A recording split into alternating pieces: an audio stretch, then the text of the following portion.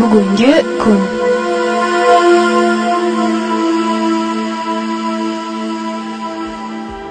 Abu Ja'far al-Buxoriy tomonidan tuzib chiqilgan ushbu kitob hozirgi davrning eng katta muammolaridan biriga taalluqlidir. Ushbu kitobni bir tinglaylikda insof yuzasidan unga amal qilaylik. Alloh taoloning oyat karimalari va Muhammad sallallohu alayhi va sallamning hadis shariflaridan xulosa qilib, ulamolar bir-biriga mahram bo'lmagan erkak va ayollarning aralashib yurishi haromdir deyishgan. Muslima singlim, ikki jins, erkak va ayolning bir-birlari bilan aralashib yurishlarini nomus va sharafni himoya qilish hamda shubhalardan uzoq bo'lish uchun harom qilishi islomning qulayligi va imkoniyatlaridandir.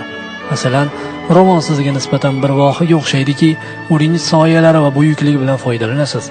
Bu g'arblashtirish uchun da'vat etayotgan kimsalar tasvirlaganidek zindonning bir parchasi emas. Siz ularning firiblardan ehtiyot bo'ling.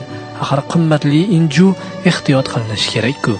Alloh taolo aytadi: "Ey Muhammad, mu'minalarga ayting, nomahramlardan ko'zlarini yumsinlar, nomuslarini haromdan saqlasinlar, to'sishni iloji bo'lmagan zinatlaridan boshqa zinatlarini ko'rsatmasinlar. Ro'mollari bilan ko'kraklarini ham o'rasinlar.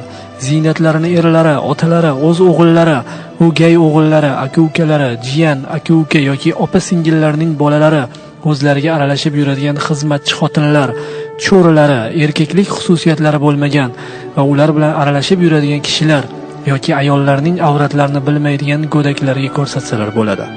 Yashirgan zinatlarini odamlar bilishi uchun oyoqlarini oyoqlariga urmasinlar. Ey mu'minlar, har biringiz Allohga tavba qilinglar, shoyat najot topsangiz." Rasululloh sallallohu alayhi vasallam ayollarning huzuriga kirmanglar dedilar. Ansorlardan biri: "Ya Rasululloh, hamu, ya'ni erning erkak yaqinlari haqida nima deysiz?" deb so'radi. Payg'ambar alayhisalom: "Hamov o'lim demakdir" deb javob berdilar. Buxoriy va Muslim rivoyatlari. Ya'ni erning dadasi va bobosidan tashqari barcha erkak qarindoshlari, ya'ni aka-ukalari, jiyanlari, amaki tog'alari va hokazolar kelin uchun nomahramdir. Payg'ambar alayhisalom bir erkak mahrami bo'lmagan ayol bilan xilvatda birga turmasin, chunki ularning uchinchisi shayton bo'ladi dedilar. Buxoriy rivoyati. Payg'ambar alayhisalom boshingizga bigiz bilan urilishi o'zi uchun halol bo'lmagan ayolni ushlashidan ko'ra yaxshiroqdir dedilar.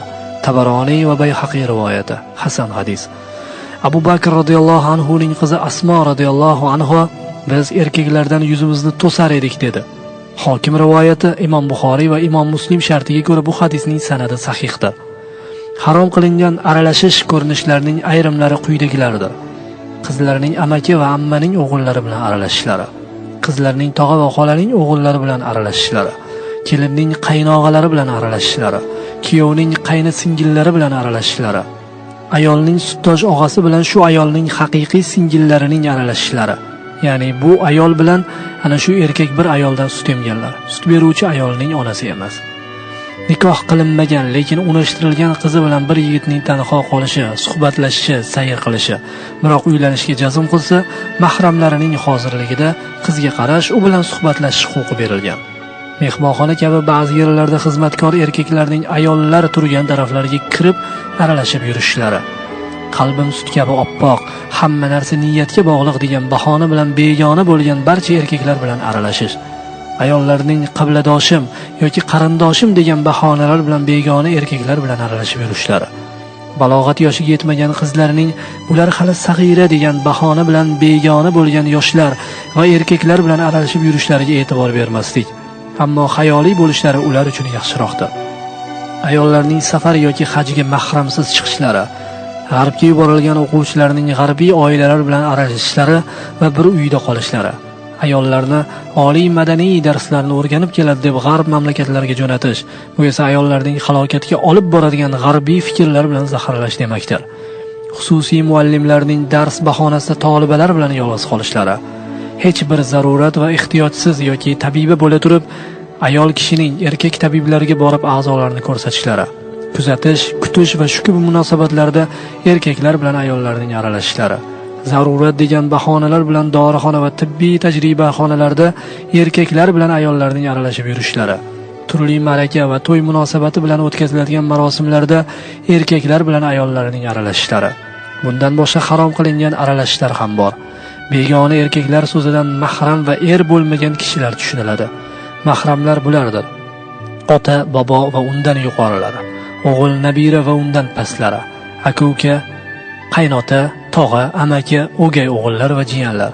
Sutdoshlar ham ayni shu silsiladadir. Alloh taolodan barchamizni o'zi suygan va rozi bo'lgan narsalarga muvaffaq qilishini so'raymiz. Alloh taolo payg'ambarimiz va u zotning oilasi va barcha ashablariga salovat va salomlar yo'llasin. Haq rizosini tilab hijob tutgan qizlar, xalqning emas Xoliq lutfini kutgan qizlar, haq ishqida nozin ichga yutgan qizlar, pok qalbingiz chin ilohiy hislar tuysin, o'rangan oy yuzingizni Alloh suysin, yot nazardan qochib parda tutib yuzga, ibrat bo'lib behayoyu qaro yuzga, endi hatto tosh otsalar tegmas sizga, sizga zulm istaganlar o'zin tiysin, o'rangan oy yuzingizni Alloh suysin. Buni fayzu karomatga misrlarga boy, misli bulut arosida kulganday oy, or hayoga burkanibdi oyday chiroy, kiyim kiygan yalang'ochlar rashta kuysin, o'rangan oy yuzingizni Alloh suysin. Oriyatli oy yuzlarini to'sgan parda, bir chiroyni tovlabdi ming bir chiroyda, yomon ko'zdan asrasin Alloh har joyda, betafviqlar mayli nima desa desin, o'rangan oy yuzingizni Alloh suysin. Muhofaza etib o'zni yot nazardan, 5 mahramni qutqardingiz ahli nardan, haq lutfiga sazovorsiz tong saharidan, ochiq sochiq yurganlar ham esin yig'sin, o'rangan oy yuzingizni Alloh suysin.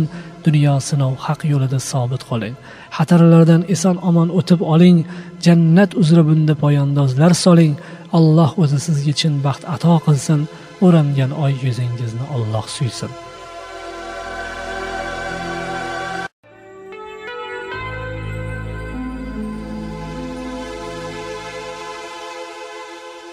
Xotini bozorda beibo so'zlar, singlisi Dubayda jazmarin ko'zlar, kelini shim kiygan qalbingiz muzlar, qizg'anish neligin bilmas beyuzlar, qiyomatga beor qalbi ma'yuslar, ahli ayolini sotgan dayuslar, namoz o'qimaydi hatto mamosi, massivda qo'shmachi katta xolasi, yarim yalang'ochdir kichik bolasi, faqat dunyoga xos dardu nolasi, past qiymatli bozor qalbi ma'yuslar, o'zin jahannamga otgan dayuslar, xotini yomon yursa parvosi yo'qdir, lug'atida fahshu zinosi yo'qdir, iffat deb atalinish ziyosi yo'qdir, ahli mo'minlardek hayosi yo'qdir, sarg'aygan bir mozor qalbi ma'yuslar, do'zax sharpasini totgan dayuslar, nomi atalgan bilan emas, haqiqiy erkaklar ani demas, amirlikka qatlar qizi basma bas, unga choyxona-yu dollar bo'lsa bas, ko'z yoshi shashqator qalbi ma'yuslar, g'aflat komida dong qotgan dayuslar,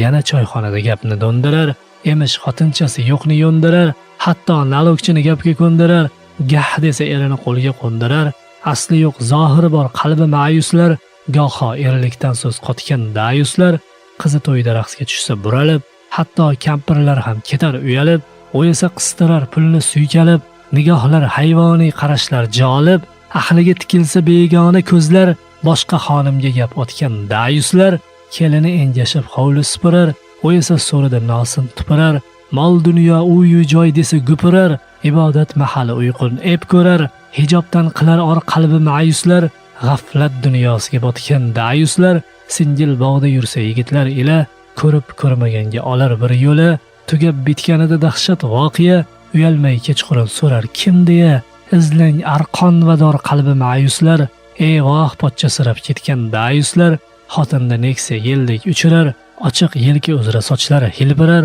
militsiya to'xtatsa tushar xonimi, orqa o'rindiqda o'zi o'tirar, ish bitgach qosh qoqib suziblar ko'zlar, boplading xotin deb aytgan dayuslar, iymonsiz ishlar yozib palak, ayollar ko'chada sochi chambarak, pul topish dardida jonlari halak, erkakmisan o'zi yoki hezalak, asli u bekadir sizcha raislar, xotinlar pulini yeb yotgan dayuslar, hali qiyomat bor kelgaydir yelib, bag'ringiz o'yibon qalbingiz tilib, jannat darvozasi oldiga kelib, asli nomingizni olasiz bilib, yig'lagaysiz zor qalbi ma'yuslar, jannatiy o'rnini sotgan dayuslar.